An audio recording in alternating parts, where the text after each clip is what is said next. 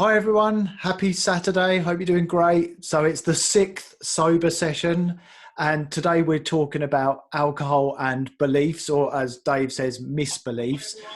I definitely had a whole bunch of limiting beliefs going on when it came to quitting drinking. I used to think I couldn't have fun without alcohol. I used alcohol, I believe, to calm my anxiety, and alcohol helped me de-stress. And we're going to talk a whole lot about beliefs that can limit you, beliefs that can hold you back. And we've got a really awesome special guest today who is a colleague of mine, actually. We both work for This Naked Mind. You might have read the book by Annie Grace. And it's Scott Pinyard, who's the head coach at This Naked Mind. Scott, how you doing? I am awesome. How are you, Simon? Yeah, I'm doing great, thanks. I hope the lockdown's treating you well. Yeah, pretty good. I get, time to lock myself up here in my office and do stuff like this, which is awesome. My kids are outside, which is also cool, so you probably won't hear them in the background. That's good. Yeah, I've found I've been really productive and trying to make the most of the opportunities that it's presenting, rather than kind of wallowing in feeling like I'm cooped up indoors all the time. So we're going to talk about beliefs, limiting beliefs. I would guess a good place to start is, what beliefs did you have when you were drinking? Yeah, well, I'll go into that in a second, but I want to tell you why this is my favorite topic. Yeah, So yeah, far away. Simon asked me earlier this week, what do you want to talk about on this call? And I was like, oh, beliefs. Because it is amazing to me how true they seem, and now how not true they seem. It's just astonishing. And so to answer your question, Simon, I had a huge belief around being social, like doing actually something like this. Simon is the only one of you that I've met before. Well, that's not true. I've met William before, but Simon I know really well. And something like this would have absolutely been a trigger for a drink. It would have absolutely, and I wouldn't have dreamed of even starting this conversation without maybe even having a drink first. And now that idea is so crazy for me. So being social was a huge one. Connecting with people was a huge one too. I was a big fan of the drunk, like, I love you, man, sort of conversation. I thought that that's really was that connection. And it's funny when I look back now, my best friend he's alcohol free now. He started before I did. He's coming up on 10 years. Wow. And I remember we used to have a lot of those, drunken hug conversations. And I am so much closer to him now than I actually was then. And I haven't said I love you to him in a long time. So, Maybe you should. yeah, I probably should. He might be watching. Colin, if you're watching, I love you, man. I love that. Yeah, so those are two of my biggest. Another one that I had was traveling. And the idea that connected with travel was experiencing. So, it's an interesting time with everywhere. I live in Portland, Maine. And so this place is just lousy with breweries. I mean, there's a new one opening every week. And that's been going on for a long time. And so back when I was still drinking, traveling, that was how I experienced a city. So I would go to the breweries or the distilleries or the wineries. And then also things like, what did I do on a plane? So traveling and needing alcohol, I need alcohol to travel, was a big one for me too. Yeah. And I think an important part sort of early in the journey around quitting drinking is to actually bring those beliefs out into the light and get some clarity on them. And I know you've got some pretty awesome tactics for that. Are you happy to kind of maybe share how you get them out into the light and get clarity and kind of turn them into a non-limiting belief? Yeah, I didn't know I was going to teach on this, Simon. Well, yeah, there's always a bit of coaching and some tactics. We like some takeaways. Just kidding. So here's the thing about beliefs, right? And this is another reason why I think it's so cool. I love this topic. Is that we hold these things. I never really said to myself, I need alcohol to be social, right? That wasn't like a sentence that was running in my head. I would just kind of feel these feelings, and then I would grab a drink, and then I wouldn't feel those feelings anymore. And then the cycle would go on. So a lot of these beliefs are subconscious. These are stories that we tell ourselves. These are scripts that we've made over years of experience. And the funny thing about the subconscious is that it's not necessarily the most intelligent part of your brain, right? It's up in the prefrontal cortex where we do all of our advanced processing. So beliefs can be kind of silly. Like I always give the example, my son Murray, who is 5 years old, if you ask him, how can you tell how old someone is? he will tell you that the taller they are, the older they are. This makes perfect sense to a 5-year-old. And when you think about it, it makes a lot of sense, you know, in the sense that he's growing. So every time he's growing, he's taller on every birthday. And so a lot of times I use that as an example, that we kind of form these subconscious beliefs on incomplete information, but then we carry them around with us, right? We live by them. They're almost like scripts. And so that's what happens when someone comes to quit drinking and they have a lot of drinking beliefs. There tend to be these sort of subconscious scripts. And we have a technique that Annie Grace came up with, which is called the ACT technique, which is all about, first of all, how do we find those beliefs? How do we identify those beliefs? And then how do we change those beliefs? And so ACT really quickly is awareness, clarity, turnaround. Right? So awareness is, what is your belief? Now, that's always kind of a tricky part, right? Because I said they were subconscious, so it's not like popping up in your head. But very often we do that through the emotions that we're feeling, through the actions like unexplained behavior. We start to kind of look at, man, I wonder what this belief is. When you hit on it, you can tell, because you'll have an emotional reaction. And so once you've done that, you've kind of pulled that belief from the subconscious into the conscious. That's where we can get to work on it with the next step, which is clarity. And so clarity is very simple, right? We want to understand, where did this belief come from, right? What in my past told me that I need alcohol to be sociable, right? And this is where, when I work with people, they go way far back. We'll go back to when they started drinking, right? What was going on then? What were some sort of milestone experiences? Then we get an idea of what is the actual evidence behind this belief, right? So for my son, that evidence is that he knows people who are older than him who are taller. But, and I haven't told him this yet, because I don't know if this is bad parenting. I love that he thinks this. So I don't want to point out to him that my brother-in-law, who is 4 years younger than me, is 6'7", and my mother-in-law, who is like 100 years older than me, is like 5'4". Right? So I haven't shown him that yet, but this is essentially what that part of the process is. It's where we look at the evidence for all of this stuff. And when it's in our conscious minds, that's when we can shine a light on it. And that's when we can really start to change it and look at the evidence and say, is this true? Is this not true?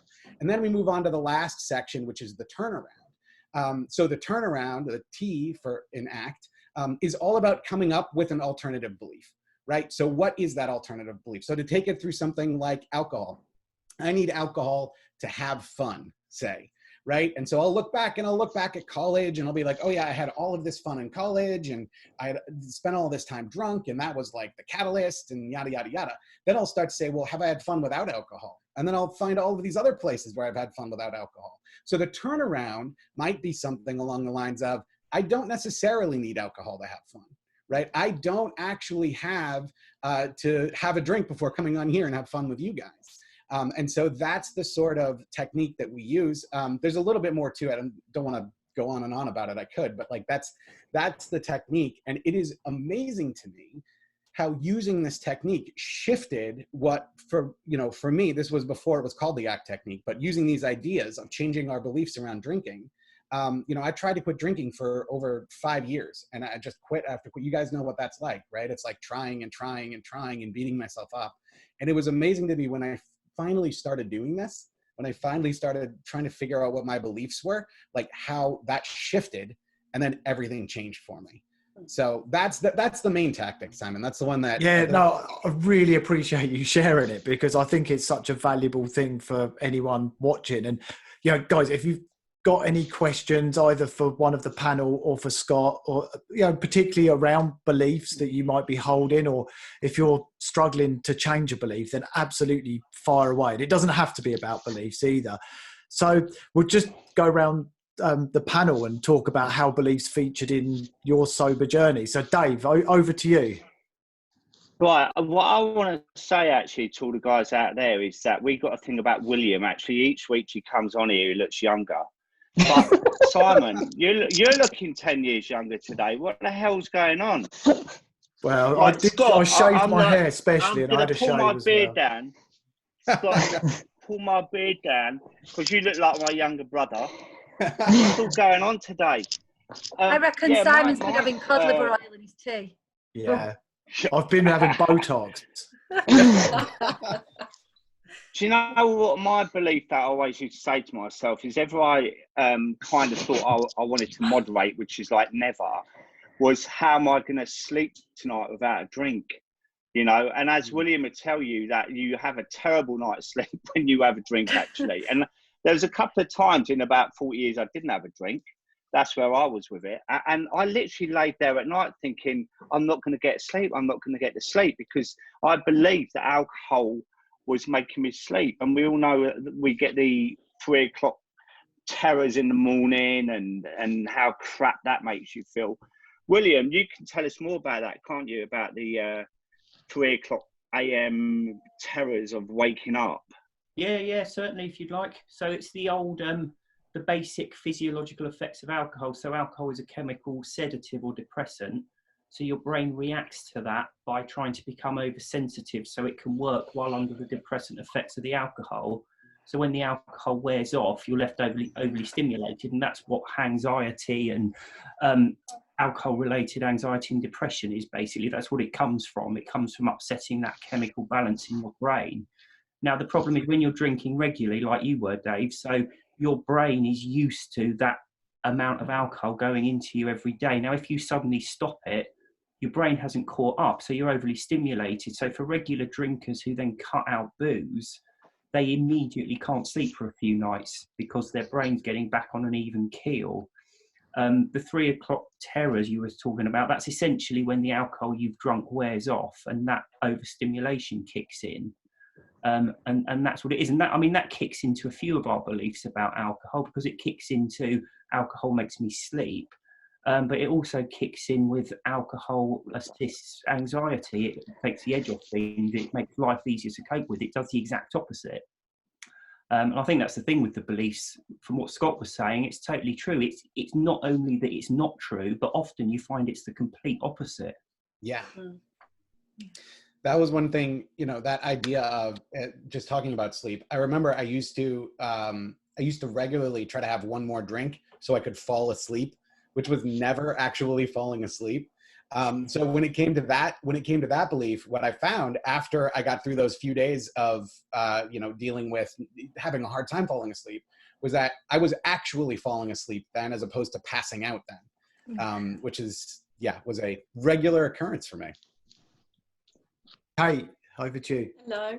Oh, Alex, I think you had your hand up before, didn't you? You go first, please. Okay. You were picking a nose.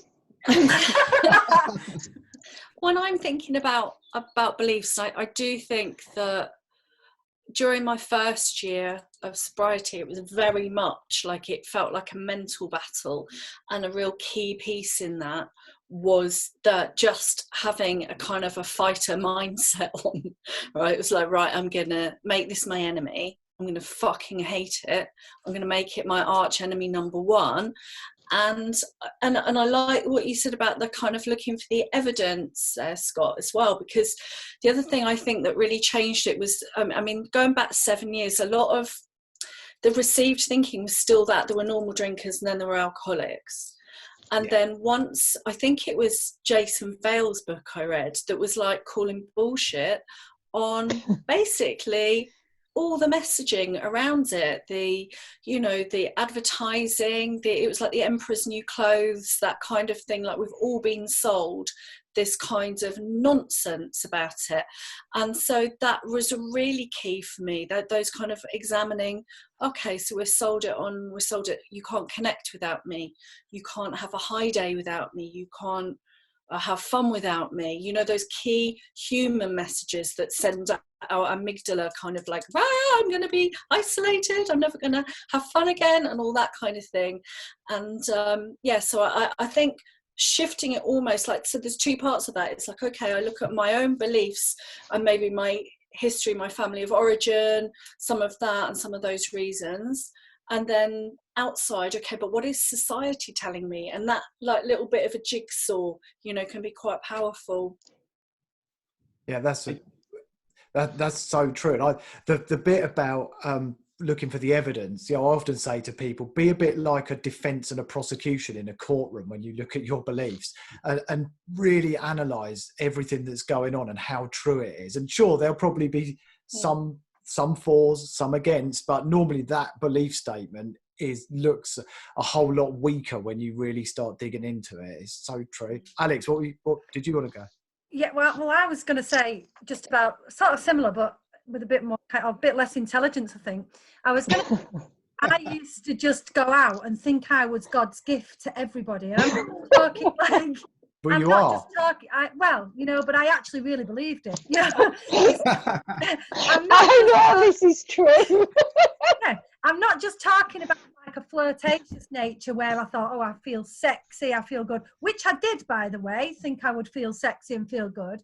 And I didn't really have that many melted photos back in my 30s. But as I certainly got a bit older and started to look back at my late night photos, what I realised was actually I just look like a burnt Barbie doll. I look melted, I look crusty, I look, attractive or appealing about this face or anything about my persona. I couldn't speak, I would be slurring. I don't really get where that comes from because, well, I do get it, I guess, because I think when you're in your early 20s or your late teens and you're drinking, that's where you meet your kind of boyfriends and your friends. It's surrounding alcohol. So you have this false belief that it's you that's attractive and not the environment that you're in, and because of the alcohol. And it's only now I look at it and I think, when I deconstruct that, there was nothing attractive about me getting drunk, falling over or speaking badly to somebody or swearing and being vulgar. It was the company that I was in that was attractive. It was the way I felt. Thank you. Those people. Yeah, you, Lisa. So yeah, I think that's quite a common one, especially for younger women. I think that they get the confidence through alcohol to socialise and to date. Courage. I love that. I was working with a client. This was around the holidays. And she was telling me, oh, well, we're trimming the tree tonight. And I always drink wine. I always drink wine when I trim the tree. And I'm like, all right, let's pull this apart. Let's deconstruct it like you're talking about, Alex. And I'm like, why are you excited for trimming the tree? Like, what is it about this, right, that you're looking forward to? And she listed off this list of things, being with my family, putting up the lights.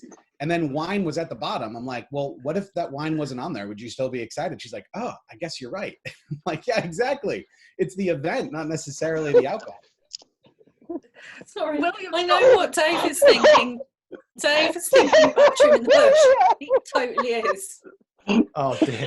Sorry, we don't know what's happened. Sorry, Kate. Look at the corner of your screen. What has happened to our nails?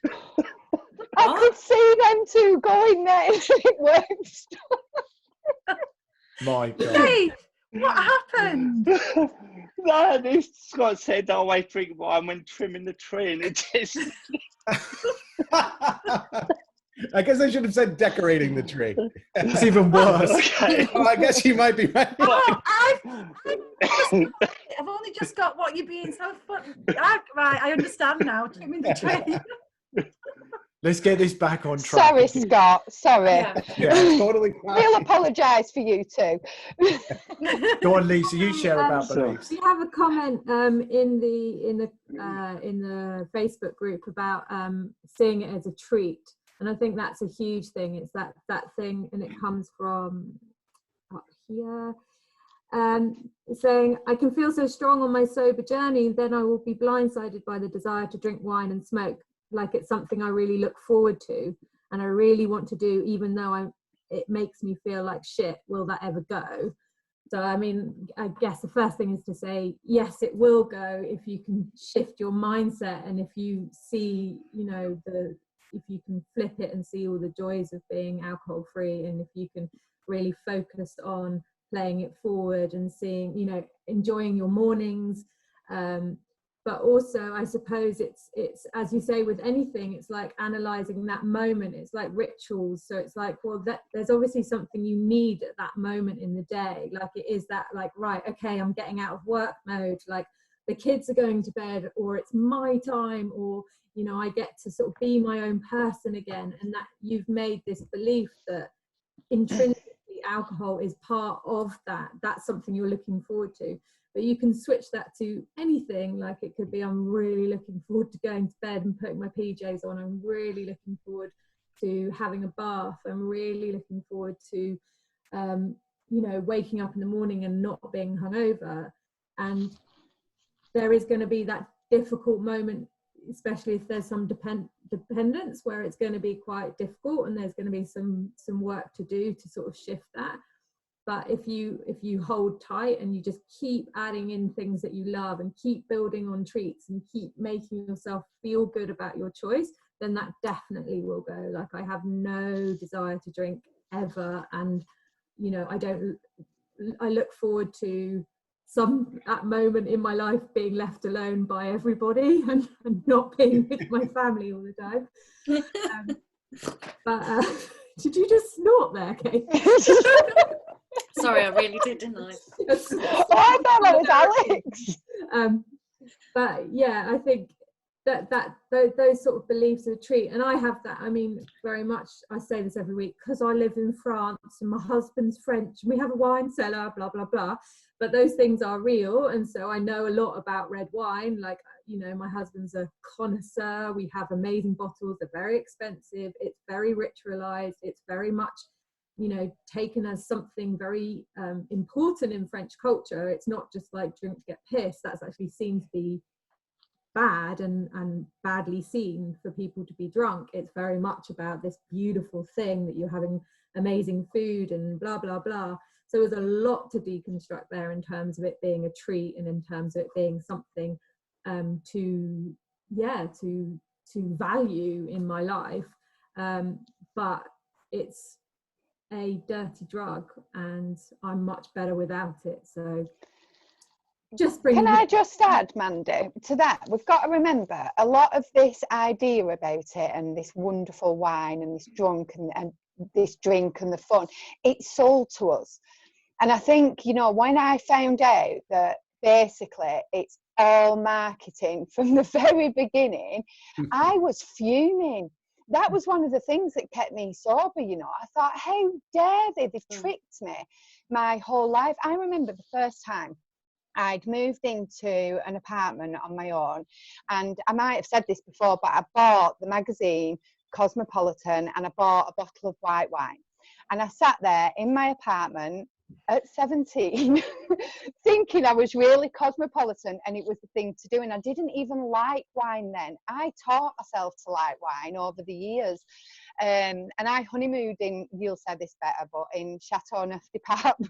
That's where I really taught myself to like wine, and I thought I was a little bit of a connoisseur as well, another false belief. But yeah, a lot of it is marketing, isn't it? And I think we've got to remember that. And then when we're looking back at the good times that we had, we often look back with rose tinted glasses. Rose tinted. Rose. Yeah. See, another false belief. I thought people that drank rose didn't know what they were talking about. Yeah, I said I'd stop it. But yeah, that's something to think about, isn't it? There was something else as well. Oh, about false beliefs. My false belief, more than being about alcohol, was actually about sobriety. So all the false things that I thought about that, like I thought if I was to give up drinking, no, I'd be boring. I might still be, but I hope I'm not. But yeah, things like that, I thought it'd be boring, it'd make me sad, it'd make me less confident.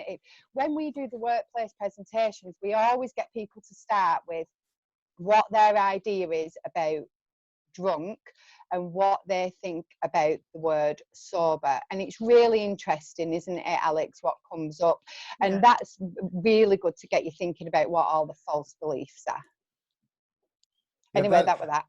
I guess, and I suppose, Scott, this is one maybe for you to expand on a little bit, but some people are probably listening to this thinking, well, that's all very well.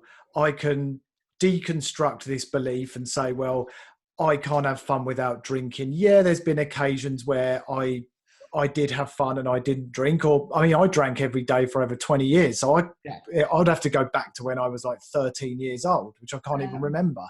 So for me, I felt like there was a little bit of a leap of faith of, well, I'm going to see how that is. And I'm going to have some real world experiences to form those new beliefs. What would you say to someone who's maybe thinking that, well, I can't even find that evidence? Yeah, that's an awesome question. So one of the things that we do with the turnaround, so I know we'd mentioned earlier, I think William mentioned that sometimes the turnaround is the complete opposite, right? I need alcohol to have fun. I don't need alcohol to have fun. But a lot of times there's not sufficient evidence for that. You know, like you said, Simon, like, you know, pretend you're in a courtroom, you know, there might not be evidence to say, oh yeah, I can always have fun without alcohol, right? But maybe that turnaround is, I'm open to exploring this. Right? Maybe that turnaround is, you know what? My kids seem to have fun and they're not drinking. What are they about? Right? And so there are these things, I kind of call them interstitial beliefs. We talk about it like a ladder, you know, like the bottom rung of the ladder is I need alcohol to have fun. The very top rung of the ladder is I do not need alcohol to have fun. And if you think about climbing a ladder, like you don't jump from the bottom to the top, right? There's going to be steps along the way. So maybe instead of the opposite, it can be something like, I'm learning to have fun without alcohol, right? And if you look at what that belief does to your behavior, as opposed to I need alcohol to have fun, right? If you, you know, think about that social engagement, you can walk into it with a feeling of, all right, I'm learning how to do this, as opposed to, oh, this is going to be awful because I know I need alcohol, but I can't drink.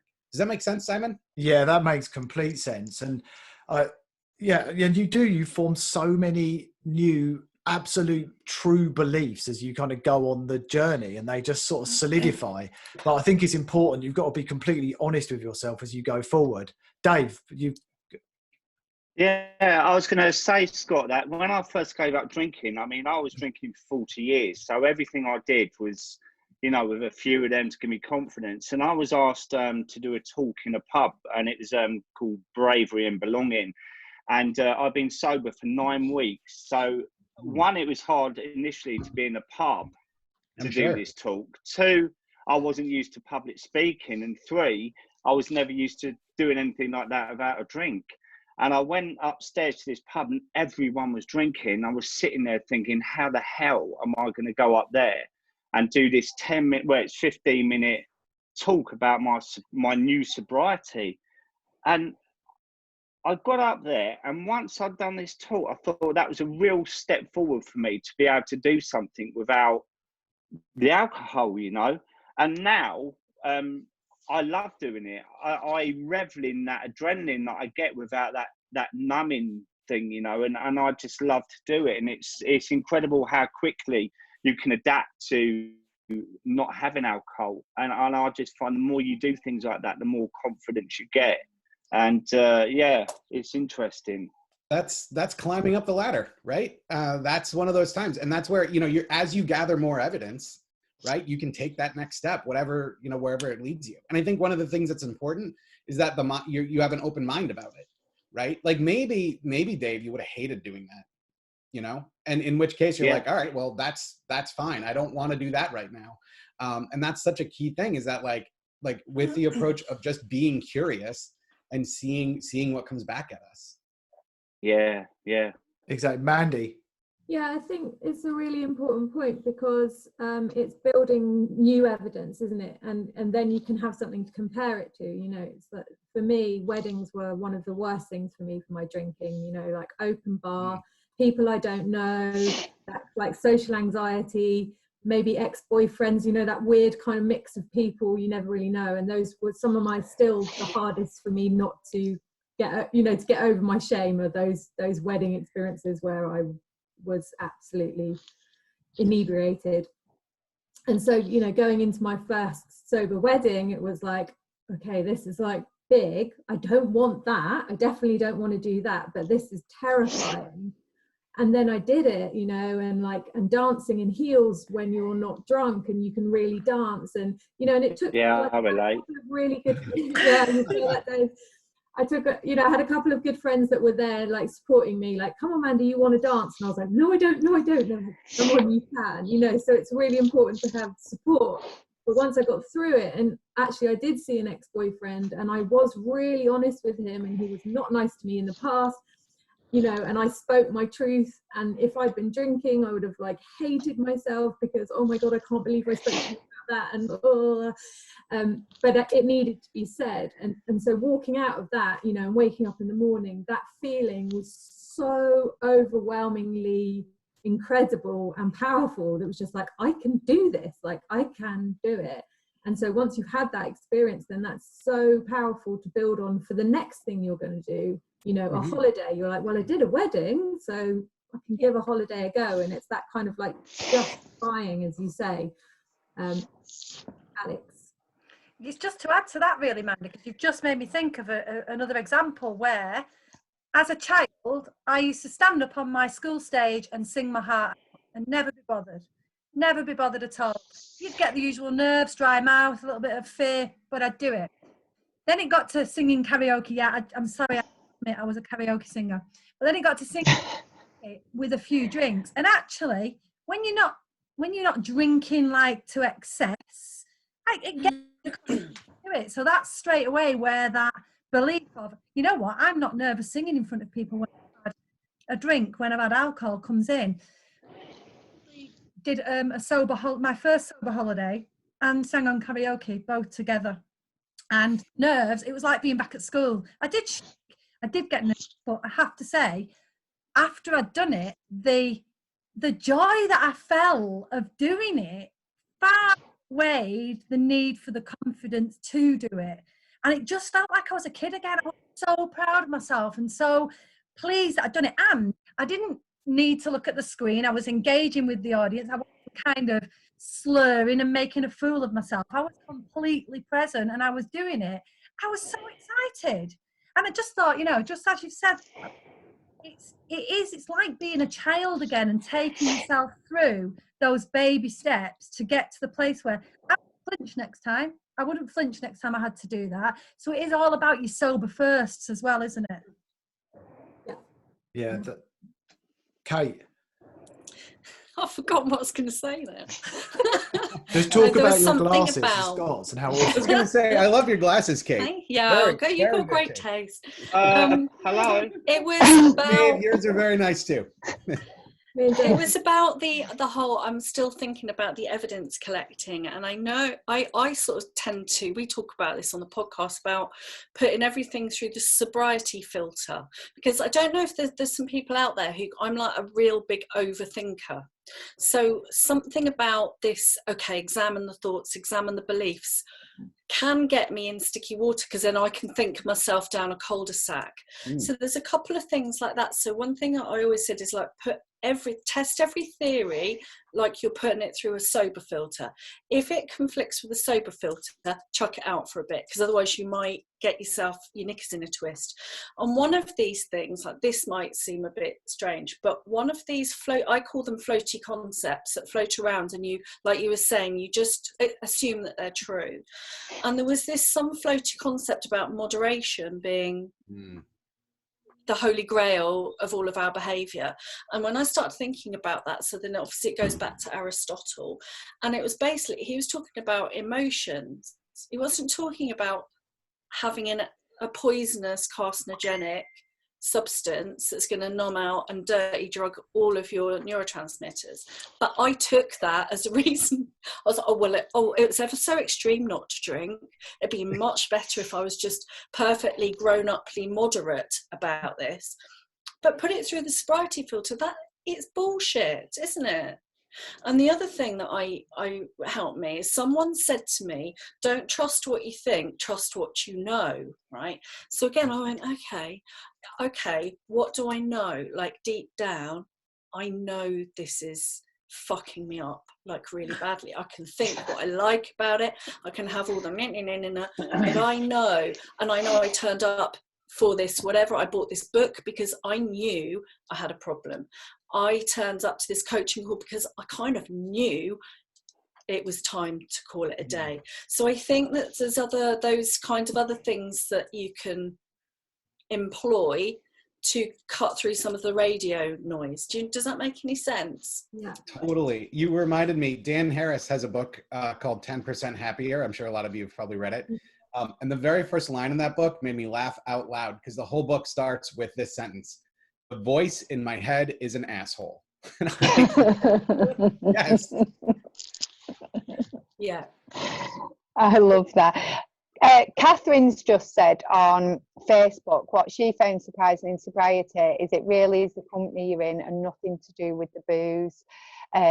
Massive misconception in our society there. And I think I remember somebody saying to me, you know, when you look back at your holidays and you see these pictures of cocktails with the sun and the sea and the sand, and we give all the credit to that drink, and we forget that about the sun and the sea and the sand and the view and the people that we were with, and all the pictures have like cocktails in it. It's ridiculous, isn't it? Sorry, that was nothing to do with what you were talking about as such, but well, just on that same topic, kind of about a belief. I mean, I mentioned this briefly, so sorry if I'm repeating myself, when we talked about social events, but since I quit, I've been to 2 weddings. You know, one of them I was a kind of guest who was making up the numbers. The other one was a really, really good friend.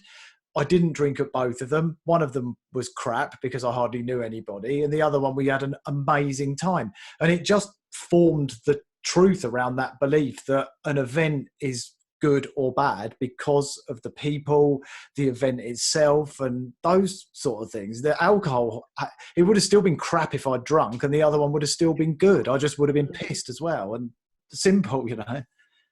Scott, you've got. Oh, sorry, go on. So I was just going to ask Scott quickly. I know you sort of shared I don't want to give you giving tactics all the time, but I love what you say about sort of visualization before people go out socially. And we were talking social events last week. Oh, yeah. What do you recommend for that? So here's a cool thing. Your brain can't necessarily tell the difference between a very, very detailed visualization and an actual event.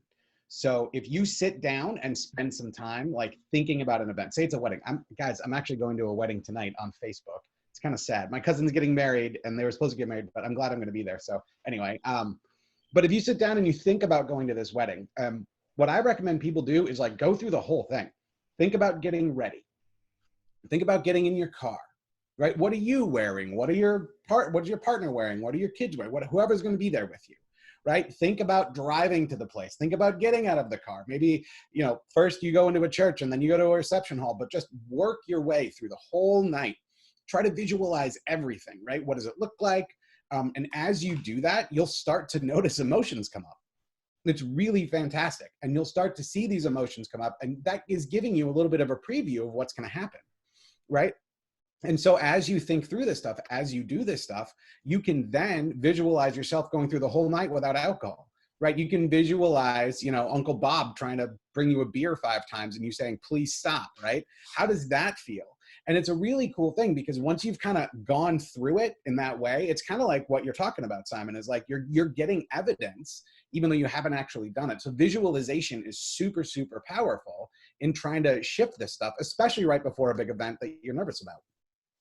Yeah, and to the extent I used to write it down in my journal before I went, and then I'd kind of compare the notes the next day of, well, how did the visualization look against what actually happened? And often it was pretty accurate. So except for, you know, like the price of the drinks and stuff like that. But right.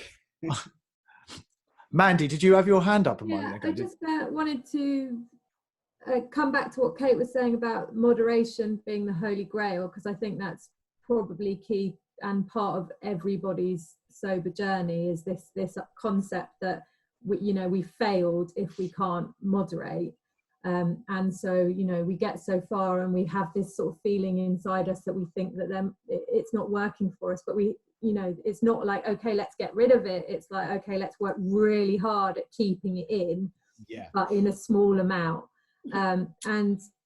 Certainly I had that about being a parent, that I thought that it was part, I had this belief that part of being a parent was drinking moderately or trying to drink moderately, so I could model moderate alcohol intake for my kids.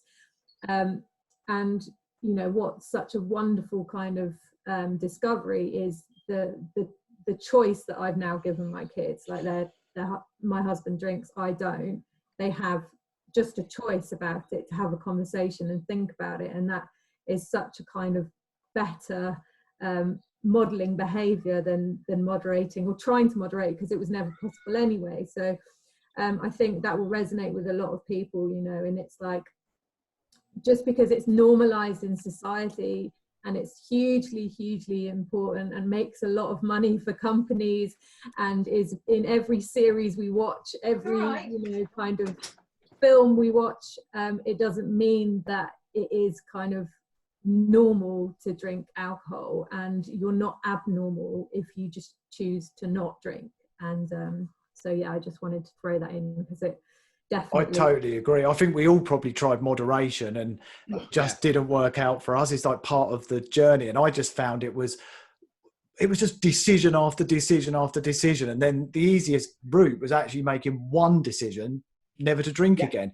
Like I wouldn't mind asking William, actually, like what's the, like, maybe there's some science behind moderation, or like your thoughts around.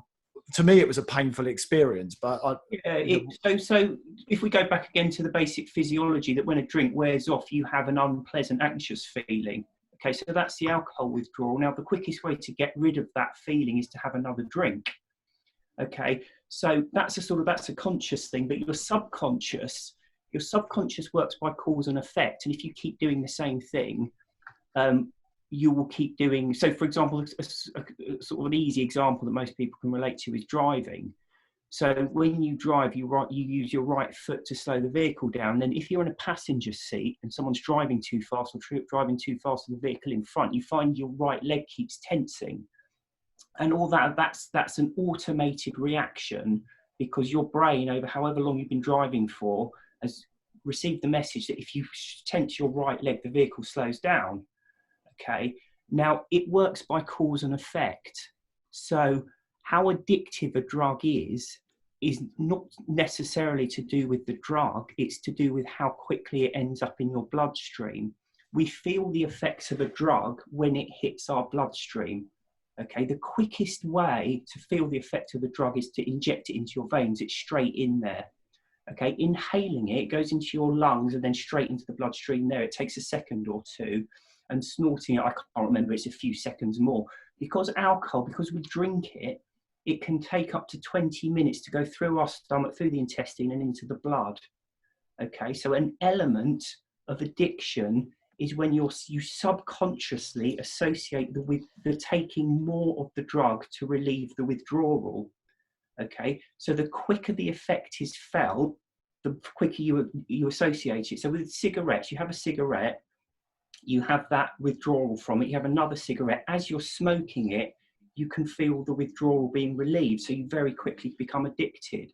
Alcohol takes a lot longer to become addicted, purely because it takes longer to go into your bloodstream. Okay, that's why so many people can moderate. It's not that they don't have a withdrawal, it's just they don't associate with taking another dose of the drug to relieve that withdrawal. So someone who sits there and says, oh, I only have one glass of wine a night, they have the withdrawal, but it would just never dawn on them that unpleasant feeling that from one glass is going to be almost negligible, but they would never associate it with drinking, and they would certainly never associate it on a subconscious level with having another drink to get rid of it. Now, the problem is, when you know something, you can't unknow it. Okay, so for anyone who gets to the stage where they are associating another drink with getting rid of the withdrawal, that's game over as far as moderation goes. It's just a painful and ultimately fruitless purpose, because all you're doing is, every time that alcoholic drink wears off, you will want another one. And as you said yourself, there's a very easy way out of it, and that's to stop. But it's a one-way street, basically. When you've gone down it, you can stop for 1 year, 10 years, 20 years. But as soon as that drink wears off, you'll be looking for the next one to get rid of that withdrawal. That's it's a really brilliant tough explanation. Sorry, Scott, go on. Oh no, I was going to say I love that, William, because people coming into programs with this naked mind, moderation is I'm sure you guys have all seen this. It is a huge topic. Everyone wants to moderate, which I totally get, and I've been there too, and I understand that. But with that association, it gets hard. So we talk about I always like to say alcohol is addictive to humans, period. That's it. And if you go far enough down the road, like you mentioned, you can't really turn around. So when people say to me, oh, I really want to learn to moderate, I'm going to say, all right, but we have to, first of all, get you some alcohol free time first, right? So that you can be in that headspace. And then I talk to them as we're going through that. And that desire for moderation very often starts uncovering some other beliefs. Why do I want to moderate? Oh, it's because I'm going to have more fun. And it's amazing to me to see how when they explore that, you know, on their own, they start to come up with these other reasons why moderation is important to them. And then a lot of times people will start one of our programs wanting to moderate and then end being like, yeah, I don't know if I do. You know, I can think of, you know, there are people who have gone through, at least through our programs, that like have successfully moderated and are still doing it. But the vast majority of people that come in and say, I want to moderate, they're past that point you were talking about, William. And, you know, it's hard. I think it's hard for a lot of people to accept it. Yeah, I agree. And I felt like I think a lot of, at the start, you feel like you're losing something when actually you're gaining everything, but you just don't see it at the beginning. I just saw that Ashley asked a question and I really wanted to read it out. And yeah, I was just going to say it, Simon. Good. Well, I know Ashley, so and she's doing amazing on her own journey. She said, any advice on having your first sober gathering? I don't know whether to ask Kate this, because she'll just say, tell everyone to piss off. But so your first sober gathering at your own house. Party. Dinner parties. So Ashley's quit, but there's going to be a gathering, maybe a sober gathering, maybe people drink. Yeah, actually, how to deal with it when everyone else is drinking, people are coming to her house, obviously after lockdown. What advice would we give? So Dave's got his hand up for that one. Well, I've had plenty of this because I used to like stock up for, sorry, Kate, house parties, gatherings on a Sunday. And my wife used to say to me, I'll go shopping and get the drink for this afternoon. And I'll say, actually, I'll go, because she would get a normal amount, like a couple of bottles of wine and some beers. And I would get a case of red, case of white, case of Prosecco, loads of beers and that, just so I could justify my own drinking. So when I actually stopped drinking, I found everyone else moderated because I was a feeder. But what I did, I made sure I had enough of my own drinks to have that day. Alcohol-free beers, no Secco, whatever it's called, and that, and just plan yourself. You know, Simon, like we talk about the sober toolbox, where you have to plan ahead and make sure that you're okay in it, and it's not the trigger of, you know, there's a kombucha out now, real kombucha, and they do 3.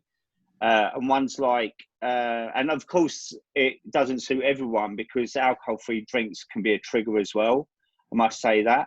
But if you're okay with it, there's so many different varieties of drinks out there, and you could even be a bit clever and make a mocktail. And I mean, Alex, what do you do in this situation? Do you make a big deal out? I won't ask Kate, but Alex, go on. Lisa, I've got some ideas actually, because I still do the host and I do still socialise. I think Kate might give some awesome ideas on this, because I think one of Ashley's concerns is that these people are never going to go home. They're going to be there till 3 a.m. I'm not drinking. I can hear them from my bedroom. They're pissing me off. Yeah.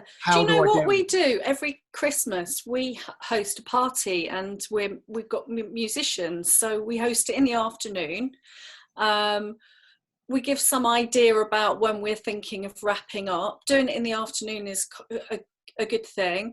And also there's food.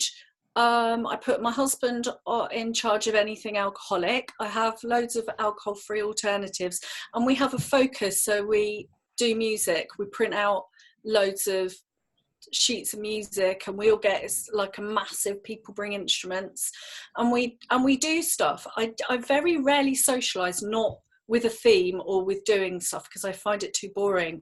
So the other thing I did, I hosted my birthday party, and we've got a big bell tent up in the garden, and I made it like a fairy feast. So I had like tea on real china and loads of cakes, and all the kids were running around, and it was beautiful. I took loads of photos because I thought, well, if I've got something to do as well, I can, if I've got a sort of an artistic kind of little project in the back of my head, it means that if I get bored, I can just focus on that. Sounds awful, doesn't it? Because I have really got awesome friends, to be honest, that I actually do like hanging out with. It's just I've got to do a few things to make it my introvert not utterly miserable after a couple of hours. So that would be those would be my tips. Yeah, and I suppose don't make it all about the booze. Just because everyone else is drinking, you can still do other things. Like Millie Gooch said last week, be in charge of the playlist on Spotify, you know, take control of the music, create some games. But I suppose, like with social events, I always say to people, have an exit plan, just if it gets too much. And if it's at your house, you can't exit really, unless you flee the house. Yeah. Go on, Alex. No, I was just going to say, actually, over time, at the beginning, and I think I'm the newest sober out of us. So at the very beginning, for me, there's no way I would have been able to have people drinking around me. There's just no way. I mean, my husband gave up and said, I will give up for a year to help you. And that's how much it would have bothered me to even watch him have a can. So I completely get where Ashley's coming from. But over time, and certainly now, I could quite comfortably host a party and actually pour other people drinks and not want one. And I think that comes when you find your sober legs and you actually gain confidence in your own ability to not want to drink. And then, you know, most of you know me now, I'm quite blatant and I just say, get the fuck out of my house, I've had enough of you all. But then I suppose the thing, just to, on from that, sorry, Lisa, yeah, just to go on from that, what if your husband didn't want to change his ways? What if he wanted to carry on? Like, where do we go with that? Right, there we go. Well, I know that not everybody's in that position with me. And I've said this to you before, and I say this with absolute kind of conviction. I am a control freak. He knew that when he married me. He doesn't do as he's told, don't get me wrong. There's no thumbprint on his head. But he knows my personality. And he knew if I was going to stop drinking, he would have to do it. My relationship survived. It wouldn't have survived. That's not the case for everybody, which is probably why you need to move to Mandy quickly. All right, let's go to Mandy. Lisa, we'll come back to you in a sec then. Go on, Mandy.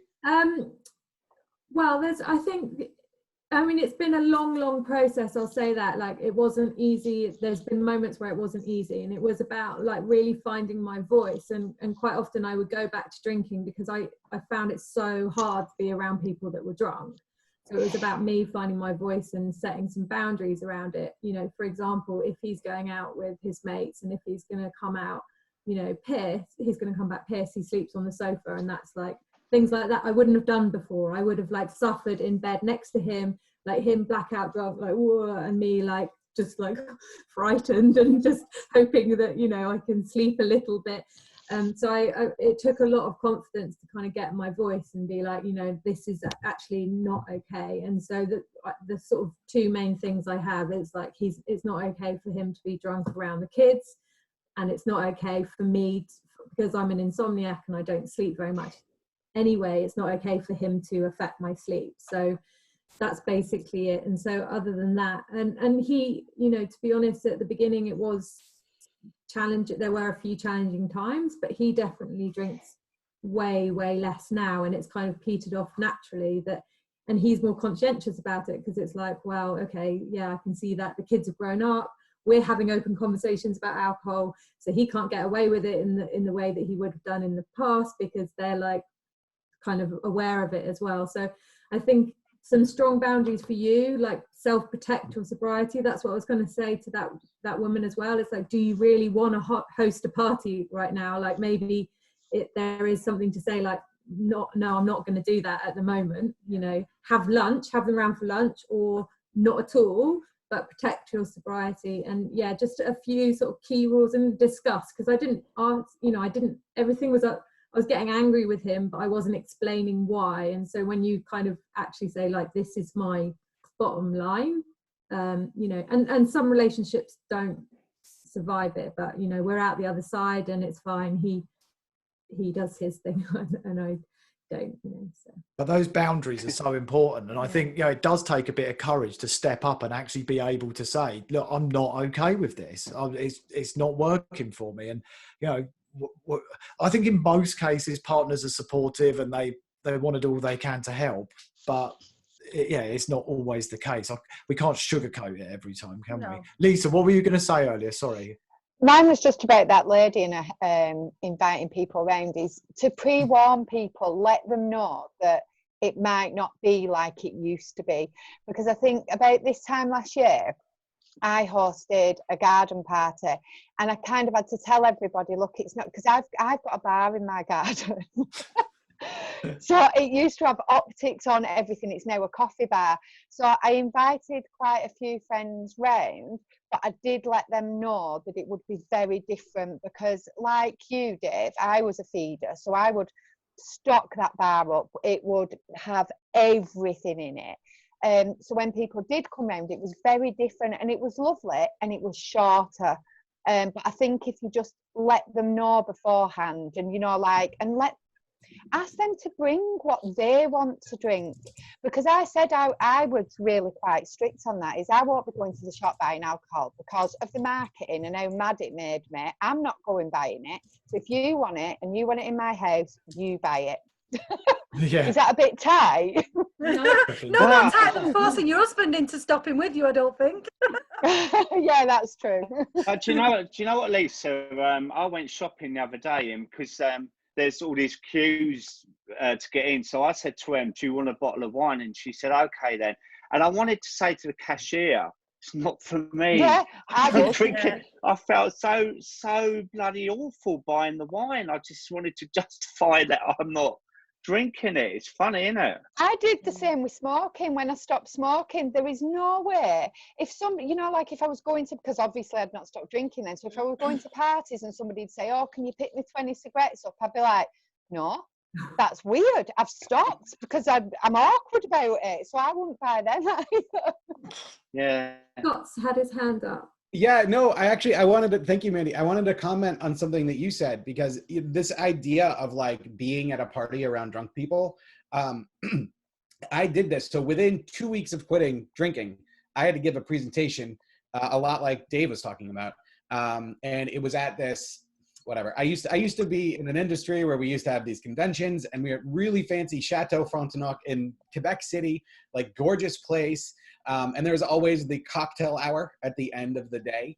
And I was so nervous because I was 2 weeks in.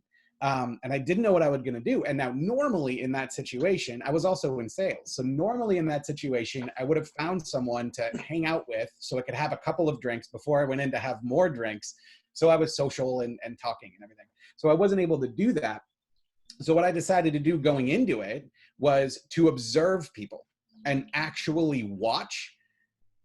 There are very few things that help me shift my belief as much as that, because I walked into this thing, I got there early, right? So before people were like starting, and there were some key people that I needed to talk to, you know, again, trying to do some business before people, you know, got too into it. And it was amazing to me when I wasn't drinking, watching how quickly everything shifted, how quickly I got bored, how quickly I was like, this is a gigantic waste of time and money. So I just wanted to put a reframe on that party idea. I know it's tough when they're in your house and there's a lot of stuff there, but it's also a real opportunity when we're around people who are doing this, because you can actually see, you know, I talk about like physically, people change after the first drink. You don't necessarily notice it when you're drinking yourself, but you will see like facial expressions change. People start leaning back, like all types of stuff happens. So bringing the curiosity to that experience too, and just being like, how, like, wow, do I want to be like that, can be really powerful. Sorry, I will shut up, but I just want to pick up on something, because I suffer from post-traumatic stress disorder, and I know a lot of people that develop problems with alcohol do have some trauma in their background, and I do think that's part of the reason why I carried on drinking, and part of the reason why a lot of people do carry on drinking is the fact that it's quite terrifying to be around people that are drunk, you know. Yeah. And so that thing, especially when you love people like your family, your friends, your partner, and that change, even subtle changes in behavior, are extremely triggering, you know. And that's why, you know, every time I would kind of be like, I'm doing this for me, I'm doing this for me, and then I'd be in situations and I'd be like, I'm just gonna, you know, it was too terrifying to be around that, and to sort of deal with those changes when you need people to be who they're supposed to be to keep you safe. And I know that there's a lot of people that develop problems with alcohol that have trauma, so just be aware of that. And I guess that comes back to sort of who you spend your time with, especially at the beginning, you know. And it, like now it's okay, and I have my safe people, and I, you know, and I do tend to sort of socialize with sober people. But some of my mates, I'm absolutely fine if they're drunk, because I trust them anyway, it's intrinsic. But there might be people around you where you just don't feel that great about them, but you've been socially in contact with them for such a long time you don't realize. And so, you know, protect your sobriety, protect yourself, and just, you know, be aware that that might be something that's coming up for you, and perhaps, you know, a shift in how you socialize with people could really be, you know, something in terms of looking after yourself. So I just, Kate. Yeah, thanks for that, Mandy. I'm going to move on to something slightly different, but I just wanted to acknowledge what you said there as well, because it's a really important point, I think. And I was going to go back to the evidence collecting for shifting beliefs. And I was going to say, don't forget to collect the evidence the morning after, because that's really great. And I do believe that I coined the phrase Chardonnay-Freude, which is like Schadenfreude, when you are delighting in the misery of other people's misery, delighting in the misery of other people's hangovers. It's Chardonnay-Freude. And that is, you can see it. So, you know, like maybe even a text, how you doing this morning? What are you up to? And watch them go, oh my God, I'm hanging. So, you know, it's like, that's your moment. That's your moment to grab it and revel, and don't feel bad being smug. I really believe that. Just I know I'm a bitch, but you know. Okay, something similar to that. You know, when your friends, when I was early sober, and people want to catch up with you and you don't want to go anymore, I would always offer them to go for a really early morning walk if they wanted to catch up with me. So they'd be like, oh, you're not coming out anymore. And I'm like, you know what? Why don't we go for a walk at like 8 o'clock Saturday morning, and we can have a real good catch up? And you'd be like, Can I just go back to what somebody said on Facebook? Because I don't want it to come across that we've just kind of brushed over it. And I know we have talked in detail, but somebody said here that they're not lucky enough for their partner to actually cut down or be supportive at all. And I just want to go back to what I said. They were my boundaries, my rules, my experiences, and I'm not suggesting for 1 minute that anybody should walk out on somebody if it's the way it works for me, and I'm lucky in that way. But you need to kind of decide what your rules are and what you're going to accept during your sobriety. And Mandy touched on it before, you must protect your sobriety over everything. That's not our decision to make for you. You know, I honestly, genuinely would not have been able to get sober without my husband doing what he did for the year. You know, but then now I would have no problem in him having a drink now. It's just getting to that point, I think, sometimes. Mandy's obviously set her own boundaries and rules and had a cooperative partner to do that with. We do acknowledge as a panel that that's not the case for everybody, and some people find it incredibly difficult. Yeah. Well, can I just say, because I mean, I've told this story before. I might have even told it on here, but you know, I didn't tell my husband because, you know, like so many people, the stories got mixed up. You know, the bindweed of alcohol had wound its tentacles around everything, you know, and so slowly had to snip all of those associations. And, you know, and so because, you know, I dated my husband drinking, I got pissed at our wedding, you know, blah, blah, blah, blah, you know, all the way through. And I was really nervous. I was really scared about what that would mean for us, you know, once scared, you know, now I think back to it, I feel a bit sad. I was like, I sold us short and I really bigged up the alcohol because that's where it had got to with me. It was that center stage for me. And so I didn't say anything for about 3 weeks. I joined Soberistas and I was like, I'm going to do this because I knew he was fed up of me going on about every weekend. I go, oh, I'm never drinking again. And he'd be like, oh, shut up, you know. And so I saw it as like mine. I was like, this is mine.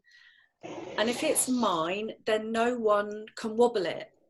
You know, I didn't want his support. I didn't want him to quit with me because I thought, well, if you fall off the wagon, you're going to drag me off with you. And I just thought I'd better tell him after about 3 weeks of being online, when I was never online before, because I thought he's going to think I'm having an affair. So I was like, no, I really have to fess up here, right? And I did. I said, look, I haven't drunk for 3 weeks. I really am doing it. And it was something about me reporting it historically with a bit of evidence, again, so much about evidence, he was just like, oh, you know, fair play, you know, fair play to you. And what he did is he just stopped having wine in the house, because I didn't really know how to ask for support. So I didn't, and I was like, no, I don't want you to change, because I was scared of everyone changing. It was like, you know, I was like, no, because that's really too bad for everyone. Now I'm less apologetic, I have to say. But yeah, so he just stopped drinking wine that was very triggering to me, so he'd drink cider. And so maybe there's some like little compromises along the way, just to say, look, I do need a bit of support, but I don't want you to change. I don't see it as your problem. This is something that I'm doing. That's just, again, a possible. And there might just be some tweaks to be made to mean that you're less, you know, triggered. Scott, you've got something to say on that one? Well, I just want to say it's a fantastic point. And it's like Mandy brought up about the idea of like going to events. Like there's boundaries you get to draw for yourself. And I think that's something that a lot of us kind of lose with drinking. And so there's this idea now of like, all right, I do have to draw these boundaries. Like, how am I going to act at home? Am I going to go to that gathering? Am I going to have that party? Right. And those can seem like some really big decisions to make. And so, you know, like Alex, I was lucky. My wife just was like, oh, you're quitting? I won't drink around you. And now she doesn't drink at all. It just like, she kind of like came in that direction. And, but you know, there were certain friends where I had to draw those boundaries. Like I didn't go to the bar right away. You know, I'll go out and hang out with my friends. I'll have 1 or 2 rounds. I leave before they get past that because it's just not fun. But actually thinking about that and thinking about like, all right, what are my boundaries here? And actually having a really open, as honest of a conversation as you can with your partner is difficult, but so important in this process. Yeah. We have a question from Ash in the Facebook group. It says, hi, I'm newly sober, 130 days. I'd say that's pretty amazing. So well done. It's not you. And I'm struggling to find a way to tell my lad friends about my newfound sobriety, as our friendship group has predominantly revolved around alcohol, pub culture and nights out since we were teenagers. Any suggestions how to tell them without coming across as judgy / pompous? Who wants to take that one? Dave. Yeah, go on, Dave. Yeah, I think you should answer that, Dave. He's talking lad friends. Not that you haven't got lad friends, I'm just saying that. No, I haven't. All my friends are girls. I'm the granddaddy of the group, aren't I? So a lot of people like a bit older, and they were like really, I'm 72, you know. Sorry, I'm mad. No, it was for me. I just like literally told them, and I didn't really care what they thought. To be honest, I said, look, my body and mind has had enough alcohol now. Unless I do something about it, you'll be coming to my funeral in about a year. But for someone else, I think sometimes I don't think I'm on antibiotics thing works. I think if you just say, look, I'm giving myself a bit of a rest for a moment, keep it small to start rather than make the big announcement. Because especially for the guys, it's like, what's wrong with you? Have another drink and you feel under pressure, and then you might, you know, if you keep it small and just say, look, I'm just going to have a month off because I'm on a health regime or fitness thing, and just after that you can say, actually, it's really working for me. I feel great, so I'm going to carry it on. You know, that's advice I would give is unless you know your friends really, really well and you can have that heart to heart with them. And individually, otherwise I just feel like you might be under too much pressure. And for me, if I was younger, I might have caved in if they were going to say to me, go on, son, have a beer, what's wrong with you? And I might have gone, oh, go on then. But I think you need to set your own boundaries first and almost come up with a default thing to say in advance, just otherwise you're going to be putting yourself under a lot of pressure. Yeah, and I found those kind of boozy nights out just didn't appeal anymore anyway. I thought I liked them, and then I actually didn't. And you might find that they're not quite as appealing as they once were. I mean, although where you are over 100 days, you might already be thinking that. So if you're feeling a sense of, actually, I don't really fancy that, maybe embrace the joy of missing out instead of the fear of missing out. But I don't know. Who else wants to? Mandy. I had a conversation with a client about this the other day, and you know, it's that it's like no one needs to know the dark story, like no one needs to know the problem.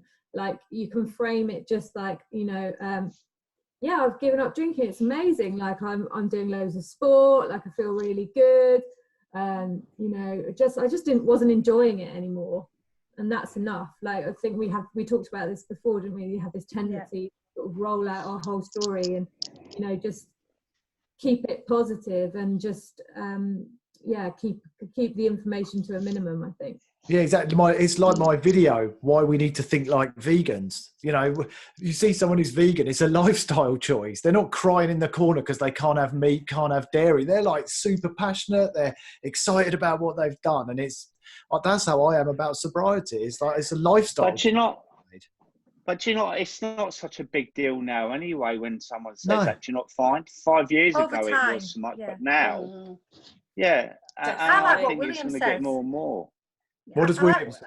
Yeah, I like what he says, that he just, because I'm right in saying I haven't told everybody that you don't drink, and you just say, no, I don't fancy one, thanks, and that's that. Yeah, I think with mates, they will smell weakness. You have anything other than just something simple and direct, they will start taking the mickey and having a go at you. But if you literally just say, you know what, I don't fancy drinking tonight, it cuts things dead, and your mates will take the piss. But if you cut it dead and just keep it simple, the conversation will move on pretty quickly anyway. And what I personally found, I kind of thought going out not drinking, it's like this massive thing, and it's like, oh my God, what's it going to be like going to the pub with my mates and not drink? And actually, it's exactly the same. Nothing.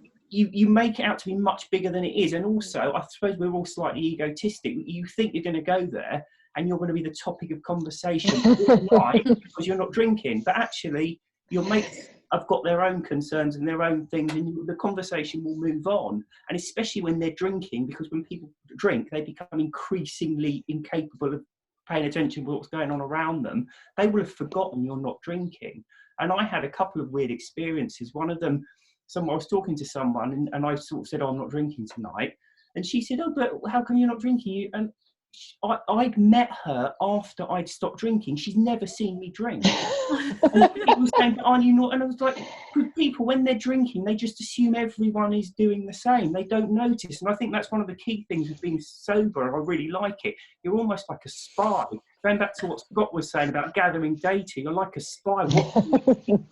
And half the time, unless you tell them you're not drinking, people don't even realise you're not drinking. Because when you're drunk, you never notice people more sober than you. You notice people more drunk, but you never notice people more sober than you. And if you go somewhere sober, you're like the grey man who you can get away with it. You don't really, it's not the big deal people think it is. Yeah, and you can always use Kate's traffic light system as well, the red, amber and green, which I deployed when I learned it only last week. That's a good one. Yeah. Somebody's commented on myths surrounding the morning after as well, which I think is quite a good point. Talking about beliefs around alcohol, but beliefs around hangovers, which I think is quite important to pick up on. So I am going to come back to you, I'm afraid, William, because you'll do this better than I can. And the old, I'm just tired, I'm not hungover, I'm just tired. I think that's another false belief, isn't it? Yeah, I think that comes, that's the whole thing of sleep being ruined. And I think that the commonest symptom of a hangover is sleep. People say, I'm tired. To such an extent, people say, I'm not hungover, I'm just tired. It's a part of tiredness. And I think that's one of the worst things. And so a hangover is your body telling you you're destroying it. And I think that's another of our core beliefs. Now, I've got a confession to make. I quit drinking. Okay, I stopped drinking. When I stopped drinking, I had this core belief about drinking. Okay, I wrote Alcohol Explained, and I still had this belief about drinking. And this belief was dispelled when I was sat on a plane reading Annie Grace's book. And so I'd like to hand over to Scott to debunk this one. And you still get this all the time, and that is alcohol in small amounts is healthy. Oh, man. Yeah, that's amazing. So I think, first of all, I can't remember who was talking about the marketing, but marketing, and at least here in the States, I don't know what it's like over there, but on the news here on a very regular basis, there's always a story about how a glass of red wine a night is good for your heart. And I actually saw one time about how a glass of red wine might help beat cancer, when we actually know it is completely the opposite of this. And so there are huge cultural myths about this, right? There are huge ideas, and it comes back to, it kind of ties everything together, actually, William, as I'm thinking about it. It ties together the moderation idea. It ties together this idea that like, oh, this is actually good for us. So boiling it down to like the essence of what this is, alcohol is ethanol. It's funny to me that you were on a plane, because ethanol is the same shit that was in the gas tank of that. Yet we were arguing to ourselves that just a little bit of that, right? That's like getting out of the plane and just like opening up the gas. I don't know if there's a gas, I don't know anything about planes, but just, you know, like taking a little sip and then that's okay. Like that's an insane idea, right? But for some reason, because we've dressed it up with the marketing, we've dressed it up with the fancy umbrellas, we've dressed it up with, you know, connoisseurs talking about all these different notes and aftertastes and all of this stuff, we then believe like, well, just a little bit can't actually hurt. Now, there's a lot of different places that this comes from. I just kind of laid some of them out there. At the end of the day, the reason that this belief can be so harmful for us is that's how we start back down the road. Right? So when we think like, oh, having a glass of wine once in a while is okay. And, oh, that's actually healthy for me. You know, I want to make sure I'm good to my heart, right? That's how we end up kind of keep going. Now, there's a few different ways that I'll talk about this. One is that, you know, that as an alcohol belief, if you actually were to look at evidence of what about someone who has a glass of wine once in a while and someone who's never drank in their life, right? Is there a measurable health difference? The answer is we don't actually have that data, but we kind of know it intuitively, right? We kind of know intuitively that alcohol is a poison. It doesn't matter what it looks like. It doesn't matter how expensive it is, meaning how good it is, right? It doesn't matter. Secondly, it's just going through, what did it for me was going through all of the different effects, right? Going through, how did I sleep, right? If I did just have one drink, how did I sleep? If I did just have one drink, how did I feel the next day? And more importantly than that, is just one drink every once in a while a possibility for me? So when I kind of put all of those things together, for me personally, that's where I was like, there's nothing healthy about this. There's nothing healthy about how I feel mentally or emotionally. There's nothing healthy about how I feel physically. And so for me, it was really going back to the evidence that I gathered through all of that. So how did you break that, William? So yeah, that was very similar actually. What I liked and what I think drove it home to me was what Annie Grace said, is that at its simplest, alcohol is poisonous. Okay, there's no two ways about that. It kills living things and it's poisonous. Fruit, on the other hand, is good for you. It's got vitamins and minerals and all the good stuff that you actually need. Putting them together doesn't mean that alcohol is good for you. And I always say it's like me saying, like, what do you have for breakfast? Well, I get up in the morning and I smoke a packet of 10 Marlboros and have an apple. And then someone's saying, why on earth are you doing that? And I say, well, there's vitamin C in the apple. It's good for you. That's brilliant. Kate, can I say something? Yeah, because one thing that, and this comes from your book, William, that really, really helped me, and the backdrop to this is, you know, again, the moderation thing. And after a year of not drinking, I went back to drinking, and I tested it. And I remember, William, there's various ways to say this. It's basically, if you are trying really, really hard to moderate, the horse is out of the stable. What you are looking for has already gone. And as William said in his book, once it's soured, it's soured. That I'm right, you did write that, aren't you? Aren't I? Yeah. So like, phew. And I found that. So you know, because my script went, I've done all this self-development, I've done a year, and I had a drink, and it started the booze chatter off straight away. I was gutted. I was like, oh man, I really thought I was the one person to get away with this. I really did. I really thought I was the one who was going to get away with that. And because if you are trying really hard to moderate, one will never be enough. You're not really interested in moderation. You probably not really, really, really want to get pissed, right? It's not going to work. And moderation, actually, once you start, again, you can't unsee it once you've seen it.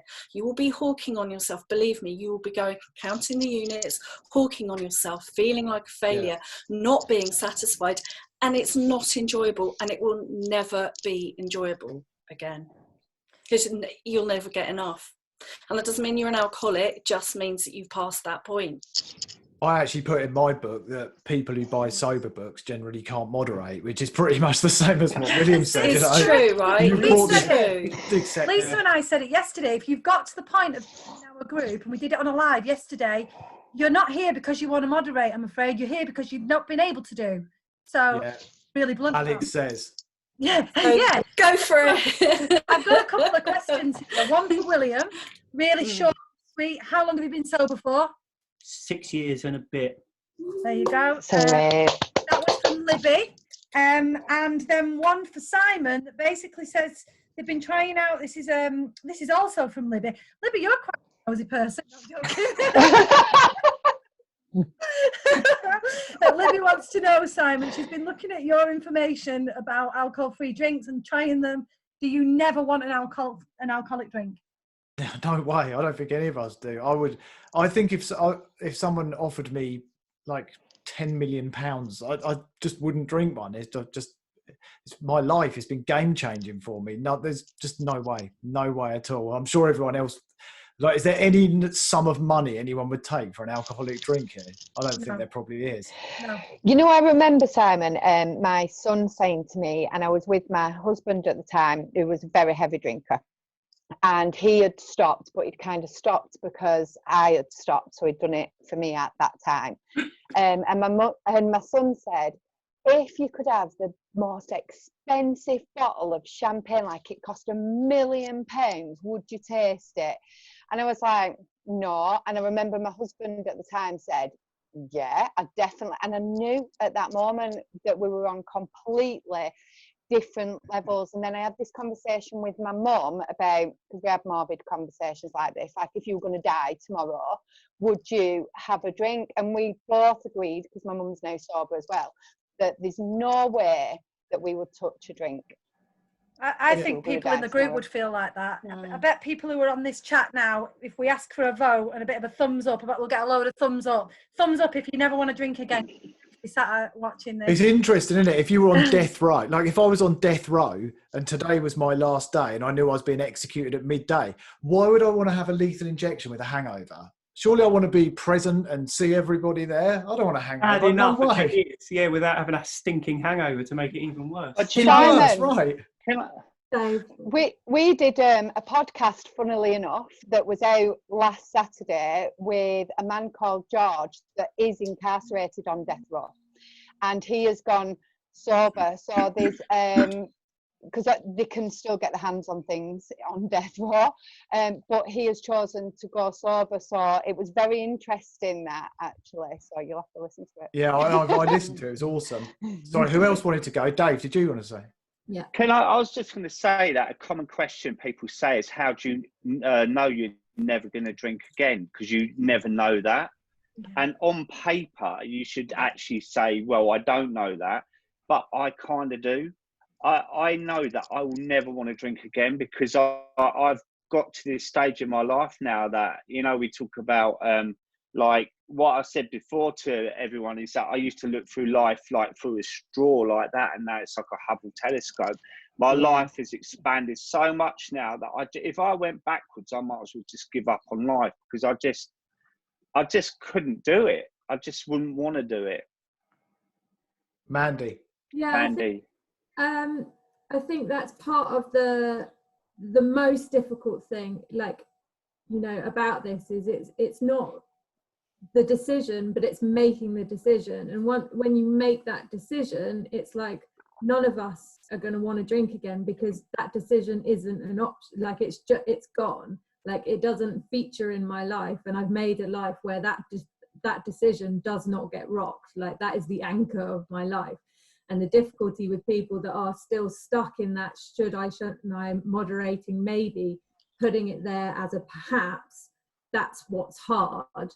But getting to that point of saying I'm done is very difficult. But it's like, you know, I used to be a smoker, and it was exactly the same. It was like smoking was my identity. I smoked roll-ups. I could make roll-ups in the dark. You know, I could, like, it was very much part of who I was. And it was incredibly hard to stop smoking. And it was when I really stopped, then it was easy as fuck. It was just, but it's making the decision, which is hard. Which was hardest, smoking or drinking? Quitting? Smoking. Was it? Yeah, I mean, when you were talking about death row, I was like, oh, I might have to. Maybe just one. Yeah. Alex. I think I'd have a KFC. I've got a question from Holly. I think you might be able to answer this, Scott, if you don't mind. Sometimes I just want that mental release of oblivion. How do I get past that? Oh, that's a great question. Yeah, so there's a tactic that I use a lot, and I call it, sorry if you can hear the lawnmower. The guy showed up just now to mow my lawn. So, the tactic that I like to talk about is this question of what do I need right now? Super simple. It's just about asking yourself that question. As drinkers, we really lose practice at asking ourselves that question. And so oblivion, right? What is oblivion? Well, that's what? Relaxation. Maybe that's some sort of engagement. Maybe there's a thought that's running around in your head that it's difficult for you to let go of, like you just want to get away from that. So what I always recommend in those situations is figure out other ways to do that, right? Alcohol isn't the only way. And maybe this is a belief, right? That's worth saying, is like, hey, alcohol is the only way for me to detach. That could be worth running through the ACT technique.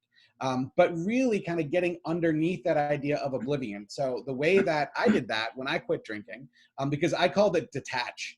I just said I want to detach. And so the way that I did that is I started writing out different things that meant detached for me, right? And so for me, that was terms like relaxed. To me, that was terms like not thinking about work, not thinking about, I had big financial problems at the time that I quit drinking. So it was just like, oh, I want to detach from these things that are around me, right? I took that word detach and I really started defining it. And through defining it, I came up with some awesome things that were really helpful for me. You know, one of those things was going for a walk, oddly enough. I don't exactly know why, but I would, you know, I'd put on my tennis shoes and just go for a walk, and with no podcast, nothing, just move. And just moving for me somehow helped. So if you can further define what that idea of oblivion is, if you can further define like what is actually underneath, like put yourself in that state and say, all right, if I was in oblivion, how would I feel? That's a perfect example, a perfect way to start pulling out some other things that you can do instead of drinking to get to a similar state. That's a great answer.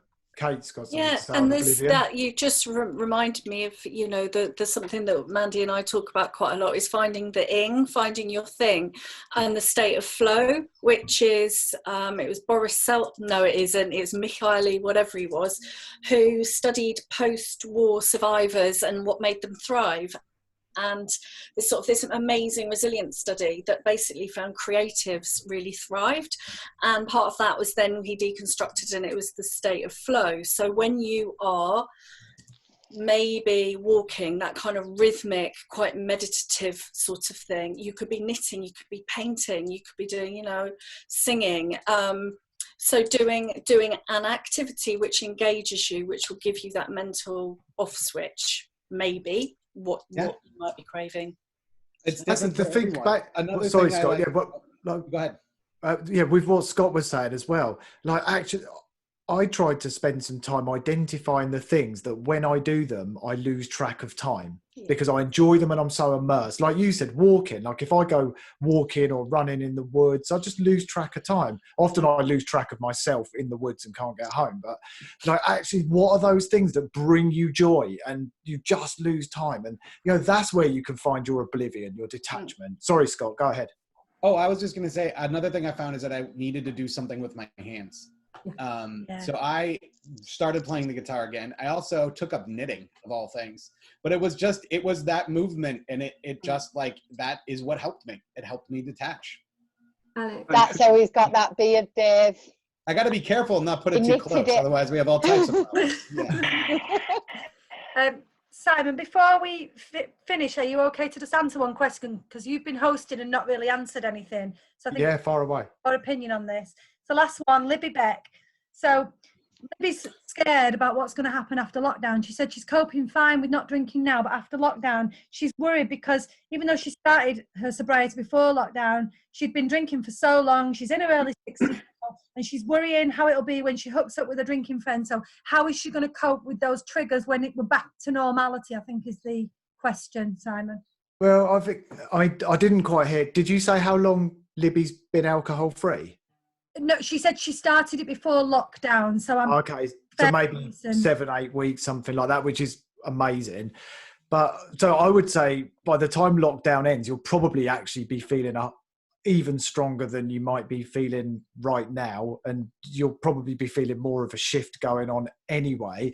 I would definitely be, which you are, continuing to educate yourself and tuning into things like this, reading books, strengthening your resolve. But I guess it comes down, when I first quit social events, I was a little bit scared about them and I was very careful about what I did and didn't do. And this comes back to those boundaries and just being okay with what you're going to do. Just be gentle on yourself. I remember I had some pretty boozy events planned after I quit and I started switching them out. A bit like when you have a diet, you do sugar swaps. I did booze swaps. So I'd take my son bowling or take him to the cinema instead of going to those events that I had planned.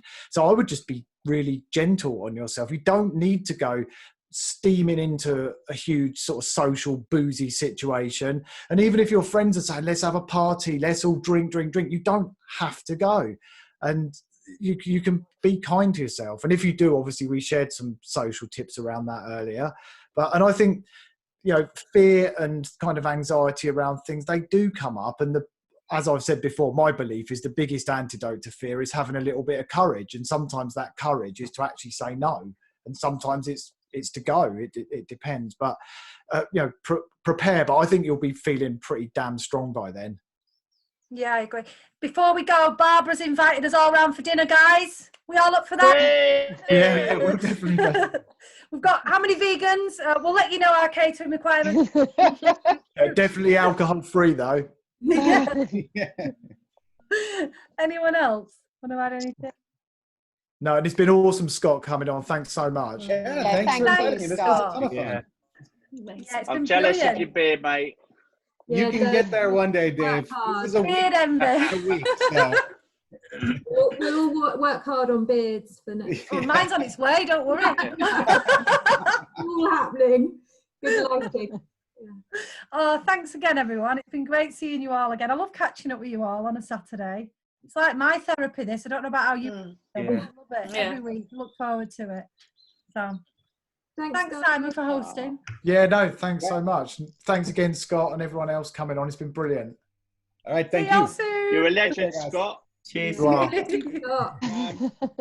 Bye. Bye.